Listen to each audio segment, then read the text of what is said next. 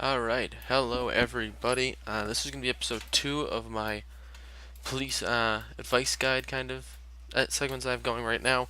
Um, as you can see, as TCG and Life, we have moved to now Lakeside as our current map of choice. This is a map I think is getting right now a lot of positive feedback. A lot of people have been joining the server, and it's really been a blast to have all these people on the server since we've switched. Thank you everyone that's come and joined and been taking part on our server. You might be asking, what's up with all these red markers and everything? You can see I left a couple things actually and put them in just for the city we'll be finishing out. But you can see all these red marks. On these red marks, so let's, for example, let's go over to here. This is our Canada, as people on our server will know. We call it Canada. It's just a mark on the map, but it's a town inside of Lakeside. It's a mountaintop town, as you can call a hilltop.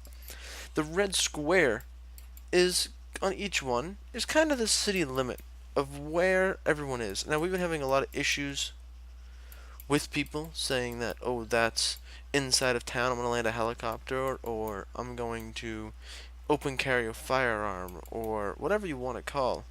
We have multiple towns. It's not just the 2 or 3 main cities that people decide to go to. It is really, I mean, it's a lot. Lakeside being the biggest right here. Um, really. Then you even have this Smallville, for example, being one. You have a lot of city ground inside of the Lakeside Valley area. Los Diablos being our secondary main city here, where a lot of stuff goes on. For example, this building right here that I just marked, that is salt processing, and that is where a lot of people end up getting in trouble for. I mean, really, I could make this line go further. It should go further because this is actually State Police headquarters. It should probably go up to about here, but that was my misdoing. But really, it should stretch out a little bit further north because of that State Police headquarters is right here.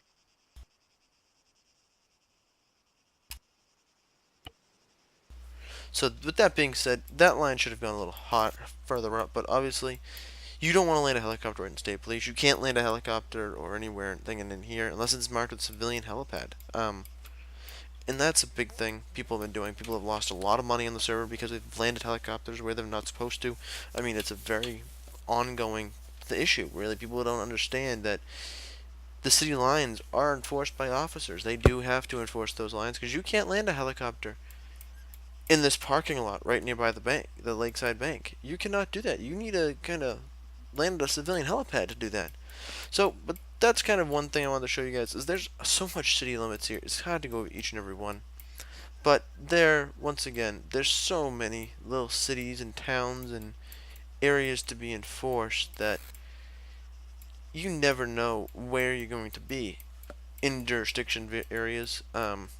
These areas also could, and people also enforce speed limits in these areas, coming into city limits and everything. I mean, you do have to realize your speed limit will drop once you get closer to a city, and once you're in the city, it will slow down to a speed limit of a lower value. Obviously, right now, currently in game, it's 60 in town and 90 outside of town. So you got to remember that you got to slow down 30 kilometers inside the cities. It's a very big difference compared to outside the cities where you have these highways that really let you get some good speed going on up to that 90 miles an hour as long as you're following that limit. Highways that you mostly use, there's obviously this one right here is a major highway. Most people when they're leaving Los Diablos would take this highway south, connect into this town, and then jump onto this road and connect onto this windy little road up through this town, connect onto the main highway down, then come into Lakeside. Very little activity has always been down on this side of the map. Not a lot of people use this road right here. For some reason, not a ton use this section of the map. I don't know why. I'm starting to find myself more and more down towards this part where we are. Just outside of Lakeside. But as a state trooper, I don't want to be inside of Lakeside. I want to be out within a range of Lakeside, either down here or in the Springfield Heights area, which is down here. And I've recently found myself going on this highway within a reason, really in this district right here. And more and more because of the recent influx of people. People are buying more and more helicopters. People are spending more of their money to get helicopters to do salt or do drugs or whatever it is. So I find myself up by the airport here, or if I'm in Los Diablos, I find myself at the airports. Just doing my job as a state trooper, checking people, making sure they're licensed, making sure they don't have firearms, all that stuff. Now, the other thing I want to talk about today is obviously weaponry. Weapons, obviously, everyone knows, is a big thing. Today I'm kind of carrying a standard loadout that I always have as a trooper, but this is something I'm doing different. I always carry a SIG P226 on me. I always have. Obviously, I have my rifle, and normally I will have a beanbag shotgun in my bag to comply with server rules that you always have a non-lethal on you. Um, and that's how I kind of roll. I always want to have a lethal rifle, reach out and touch people. I always have that pistol for the nice close range action. And I need a handgun that I can actually do some work with, and I have that shotgun. But in my bag today, I have three pistols that everyone seems to carry on them: a P-SIG P226, a Glock 17, and a USP. The Glock 17 I'm going to try out right now. It's really one of the weaker of the guns that I found. A lot of people use that gun. I don't know why. It's just kind of me. I don't really like this Glock. It's not my favorite. It's a nice gun. Don't get me wrong. It is a very, very nice gun. But you can see, sometimes you got to do a little more damage to get these targets to drop with the Glock. I mean, the Glock is not a very strong weapon. It's an accurate weapon, but not very strong. It has a fairly slow firing time, in my opinion, at a rapid recession rate. And everyone knows that a rapid recession firing rate is something that has to be taken in sequence when you're firing a pistol. I'm not a huge fan of the Glock. I know a lot of people like it. It's kind of cheap. I'm not a huge fan of it, but I always do, as you can see, I always have a flashlight on my pistols, and my rifles. Just because you might have night vision, or you will have night vision eventually in game. But it's sometimes good to have. Well, always good to have a light. You can really shine additional light when you get on scene. Sometimes in Lakeside, you can't have a night vision goggles on because you'll be blinded. So you have to go with a pistol to actually see what you're doing. So next, I'm gonna go put this Glock away, and I'm gonna go to a weapon that I sometimes even carry myself. The USP. A lot of people carry the USP because the 45 caliber. It's a very nice handgun. People love the size of it. Me on the other hand, I like the size. I like how it is. I like having a gun that can really do some damage. But at the same time, it has somewhat of a slow firing rate. I want to reload here. Like you can see, I have my pistol flashlight. It's a very fast firing rate on it. It can do a lot of damage and release those rounds rather quickly downrange. And that's something big in a firefight. When you're hiding behind a car, you want to be able to put these rounds downrange as soon as possible and get the most out of them.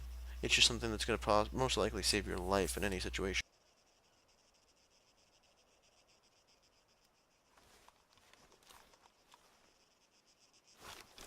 Because armor always wants to flip you. Now this is the gun I always carry on duty. The SIG P226. It is an awesome weapon I find in game. I've always carried it. Even armor 2 I carried this with once again my flashlight. But it's just an amazing weapon. I can put down a lot of people. I've put down people with assault rifles when other officers with assault rifles couldn't. I mean, it is absolutely amazing. It has a great sound to it, and it's an extremely accurate gun. I mean, you can put a lot of fire down. And that's something I like a lot about it. Is even though you might miss a few times, you can recover. And its fire rate. It has an amazing fire rate out of it. Obviously, that's really one of the fastest times. You can do a lot with this gun. I mean, it is a great firearm, and I love this thing to use it. And it's really just a great overall weapon. I can't say anything bad about it. I know a lot of people carry it because of its reliability. Not really reliability. Don't have to deal with that in game, but it's a great weapon to have because people have lived on this weapon. People have lived in game because they've carried a SIG and not because they've carried another firearm. It's just something I stand behind. I know a lot of other officers do. And then, obviously, you have our standard in-game patrol rifle at the time, which, obviously, this is the little attachments I have. I always have a shorter range optic on it. I don't like the Ricoh or anything like that. I don't like any of those optics on it.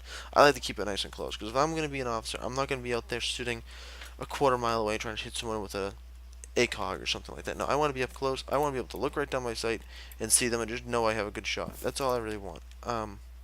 And then obviously, once again, my flashlight. The HK is a kind of a difficult weapon sometimes to use because it has more recoil than some other rifles that are in the game. I mean, it's a standard weapon that we carry. It's very used, but at the same time, I would rather say like an M4. But then again, let's look at it. What's the difference between this really and M4? Just the maker. It's really the same thing, or same rifle styles. I mean, nothing really different about it. But you have to be able to proficiently know. This is something I do all the time. If I'm going to take a new weapon out, we get a new gun in game, I want to try it out. I do this kind of setup. I throw a couple targets down. I practice with myself, just trying to get a little better at the weapon before I go on the server. Because you never know when you're in the server. You don't have time during a firefight to realize how bad a weapon is, to realize if it's any good or not. So now, one thing a lot of people do not do is this. You have animations to use. You have all these different animations to choose from, to use. I mean, there is a whole sorts of animations you can choose from. I'm just holding down right now my left control key, and I'm just doing all these animations. I mean, literally, I am just shifting all over. I am really just kind of going all over right now. So really, you have a ton of animations you could choose from, and each one has its own kind of benefits. It's different than any other animations that you start with in game, and it's a great addition for the mod that's been around. These are even on Arma 2. I mean, it's a great addition because you can do a lot of things you normally. One thing I find, for example, is this right here. You can see over this car, but you're somewhere close. Hold control, bam, you're up higher now than the car. You put in this little stance. I use this stance almost every day I'm on the server. It's just kind of a stance that lets me get a little elevation above the car or object. I mean, and even if you're sitting like this. So here I am. This is the normal kneel position. Normally, when you kneel down, you cannot use this position as cover. But you pop up and bam, look at that. You were actually able to move back a little bit. You're able to move back and get in. So now we're going to go for a little ride.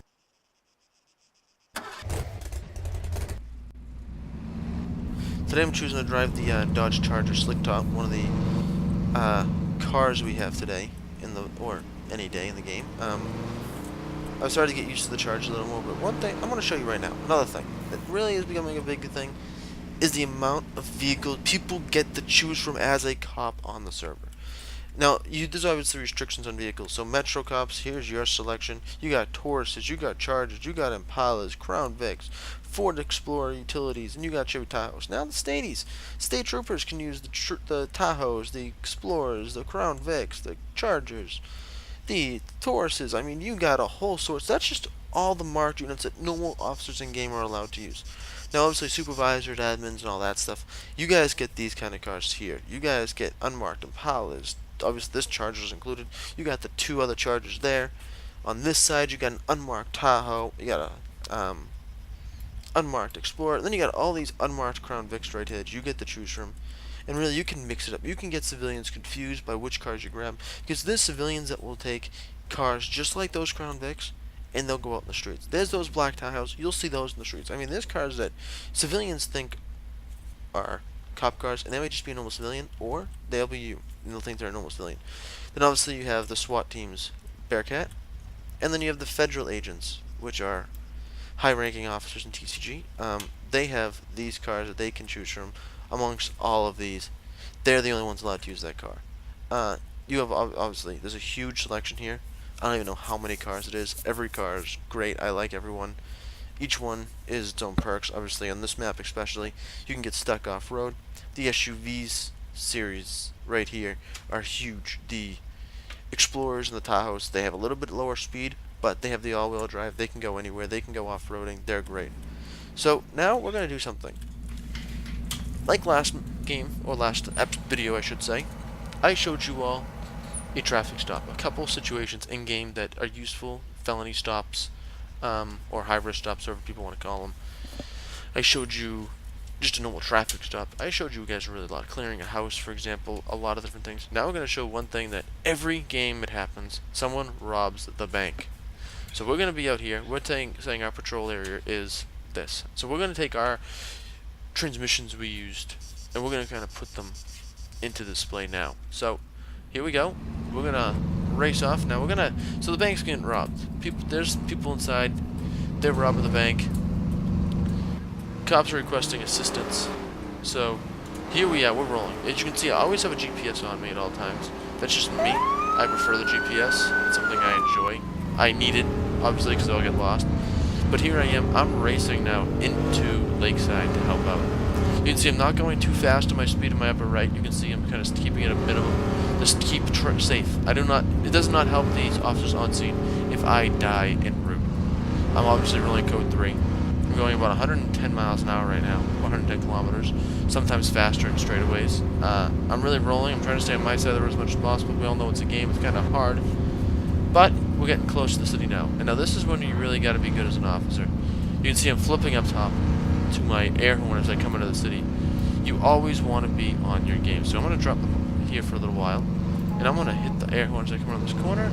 And now I'm going to just kind of race here. I'm not going to talk for a few seconds as I get to this scene. And you can hear the air horns go and what I do as the approach intersections.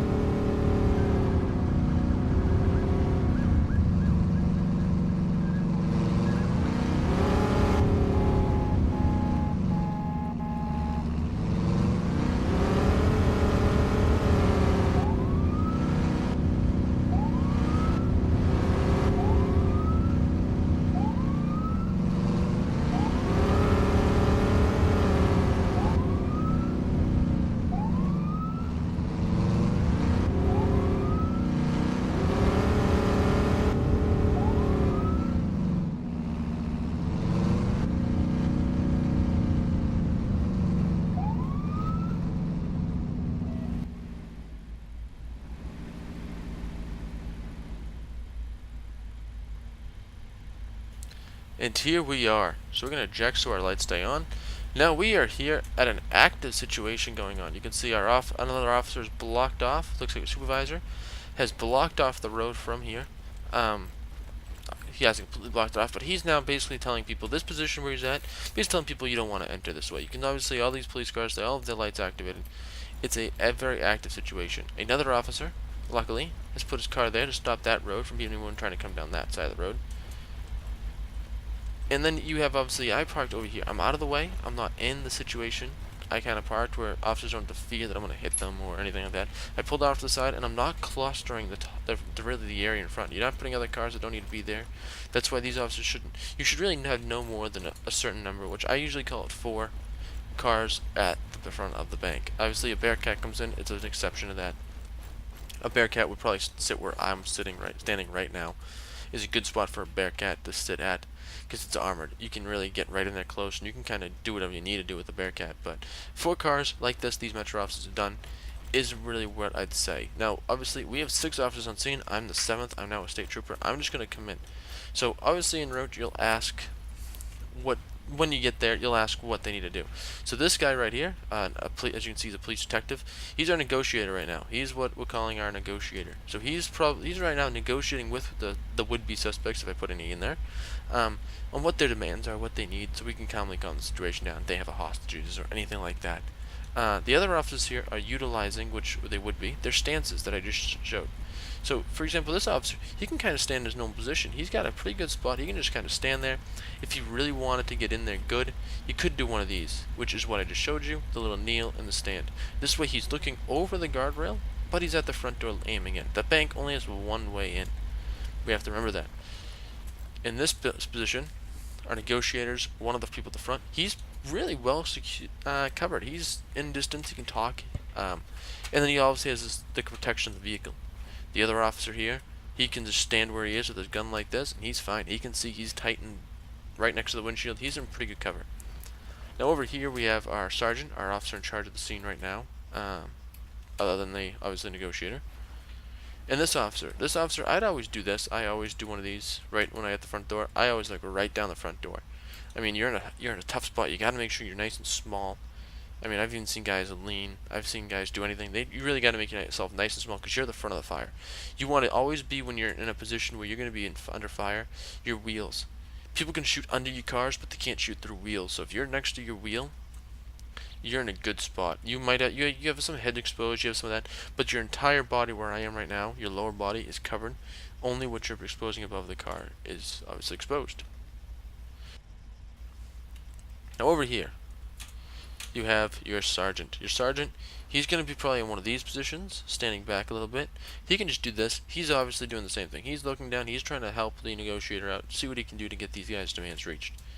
And you have your fourth officer that showed up here, your normal patrol officer. I've gone over here. I mean, I've done this position, kind of using a very little of my car, because really, it's a tough spot to aim for them to get to you. So you can kind of be a little more exposed. So I'd be over here, kind of looking at the front door, getting all edges side.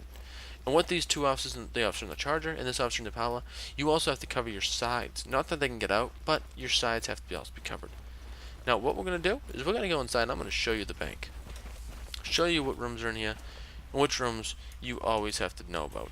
So obviously you come in here, you got people, you want to clear it. So obviously you'll clear the lobby. Hug the walls, move along. Your team will probably wait here. So you have officers always wait right this and stand in the doorway and like watch the doorway like this. Their entire body is exposed. Me on the other hand, if I come in and I need to clear it, bam. If I can't see over, I jump my little button up and I aim over the countertop. Even when other officers go in, I always like to have an officer stand out back. Because even if everyone else in there does somehow manage to get shot, killed, captured, whatever it is, you still have one guy in a very well covered position, which obviously not every officer would go in, but you still have an officer inside the bank in a very well covered position watching that door. Always a plus. Now when I come in and clear this, obviously the second officer behind me would be looking this way. I'd come in and I'd clear behind the counter. Clear behind the counter. Now you're in here like this. One officer swings to the right, like so. One officer would come in and swing to the left. The officer to the left, the officer on the right, I should say, will stay still. Officer on the left kind of does a little walk down this corridor, just checking the offices. He doesn't even have to go in them. Can do a little sprint here to get a little further. Just check them and then run back to them. Run back to your officers. Once you're in, your officers begin. So your first officer will go like this, clear it. So you have two. You should always try to clear the bank with at least 3 officers, I say. At least if you can't have 3, clear 3. So if one is now going to go, 1 and 2 will go in, 3 will stay like this, out, and you obviously have 4th guarding the door.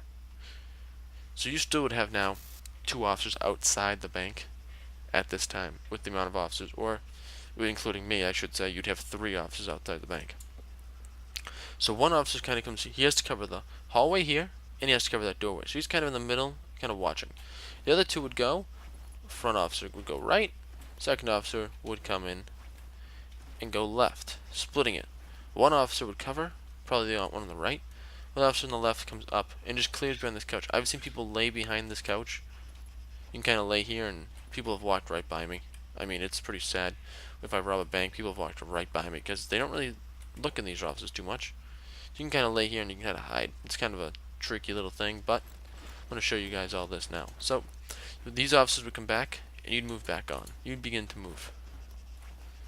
Obviously, your lead officer does this, comes down the hallway. I'd always clear. So now you're in this doorway. This is the kind of where it gets a little tricky. All 3 of you would breach in. I always go as the first officer. I always go to this one, second officer, and third officer just follows whichever one he wants. This way, you're coming through. Try to come through at the same time.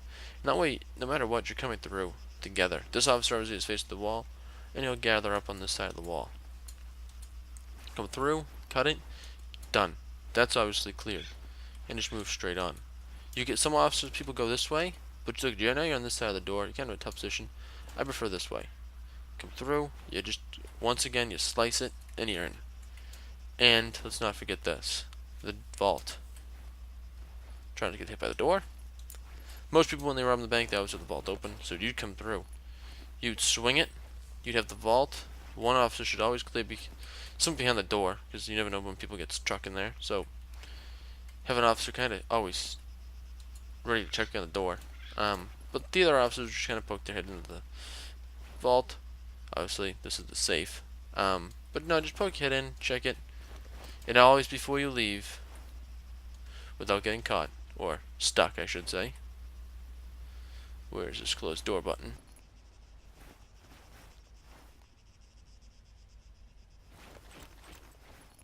Close the safe. Even though it's not much to get in there, just close the safe. It makes more sense to close it than leave it open. So, this has been episode 2, guys. I hope you all enjoyed it. If you have, once again, any more suggestions, anything you'd like to see, any questions, feel free to ask me. I'll be more than happy to answer. And I hope to see you guys all on TCG Island Life, as here we are on Lakeside. Alright, sweet. Have a good night, guys. I'll see you next episode.